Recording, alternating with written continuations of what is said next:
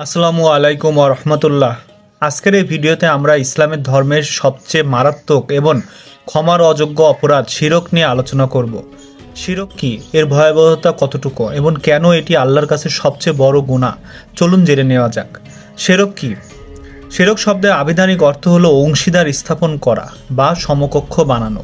ইসলামের পরিভাষায় শিরক হলো সৃষ্টিকর্তা মহান আল্লাহর সাথে তার সত্তা, গুণাবলী, ক্ষমতা বা ইবাদতের ক্ষেত্রে অন্য কাউকে শরিক বা অংশীদার বানানো।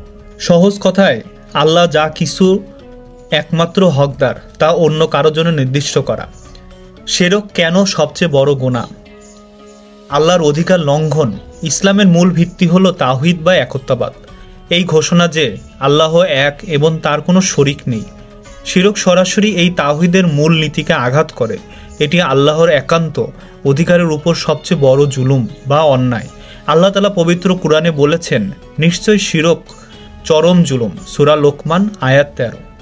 ক্ষমার অযোগ্য অপরাধ। মহান আল্লাহ তার বান্দার অন্য যে কোনো পাপ ক্ষমা করে দিতে পারেন, কিন্তু শিরকের পাপ ক্ষমা করেন না যদি না বান্দার মৃত্যুর পূর্বে খাঁটি তওবা করে। আল্লাহ বলেন, নিঃসন্দেহে আল্লাহ তাকে ক্ষমা করেন না যে তার সাথে অংশীদার স্থাপন করে। অন্য সব গুনাহ যাকে ইচ্ছা ক্ষমা করেন।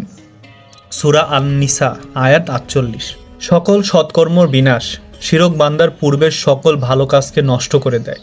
একজন মুশরিক যদি তওবা না করে মারা যায়, তবে তার সারা জীবনের ইবাদত, দান, খয়রাত ও নেক আমল কোনো কাজে আসবে না। কোরআনে বলা হয়েছে, তুমি আল্লাহর শরিক স্থির করলে তোমার কর্ম অবশ্যই নিষ্ফল হবে এবং তুমি হবে ক্ষতিগ্রস্তদের একজন। জান্নাত হারাম, জাহান্নাম অনিবার্য। নিশ্চয়ই যে ব্যক্তি আল্লাহর সাথে অংশীদার স্থাপন করে, আল্লাহ তার জন্য জান্নাত হারাম করে দেন এবং তার বাসস্থান হয় জাহান্নাম। অত্যাচারীদের কোনো সাহায্যকারী নেই। সূরা আল মায়েদা আয়াত 72। শিরকের প্রকারভেদ। শিরক মূলত দুই ভাগে ভাগ করা যায়। শিরকে আকবর অথবা বড় শিরক। এটি এমন শিরক যা মানুষকে ইসলামের গণ্ডি থেকে বের করে দেয়, যেমন আল্লাহর কাছে না চেয়ে কোনো পীর, মাজার বা দেবদেবীর কাছে সাহায্য চাওয়া। আল্লাহ ছাড়া অন্য কাউকে সেজদা করা। আল্লাহ ছাড়া অন্য কারো নামে মানত বা কুরবানি করা। শিরকে আসগর, ছোট শিরক।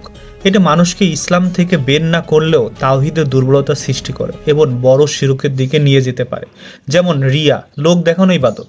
আল্লাহকে খুশি করার পাশাপাশি মানুষকে দেখানোর উদ্দেশ্য কোনো আমল করা। আল্লাহ এবং আপনি চাইলে এমন কথা বলা। সঠিক হলো আল্লাহ যা চেয়েছেন অতঃপর আপনি যা চেয়েছেন বলা। কোনো ব্যক্তি বা বস্তুকে অনুলক্ষণে বা কুলক্ষণে মনে করা। প্রিয় শ্রোতা, শিরক হচ্ছে এমন এক অন্ধকার যা সমস্ত আলো কেড়ে নেয়। তাই আসুন আমরা জীবনের প্রতিটি পদক্ষেপে শিরক থেকে দূরে থাকি। আমাদের সকল ইবাদত, ভরসা, আশা এবং ভয়কে একমাত্র আল্লাহর জন্য নির্দিষ্ট করি। শিরকের ভয়াবহতা সম্পর্কে সজাগ থাকি এবং নিজেদের ঈমানকে তাওহীদের উপর মজবুত রাখি। আল্লাহ আমাদের সকলে শিরকের ভয়াবহ থেকে রক্ষা করার তৌফিক দান করুন। আমিন।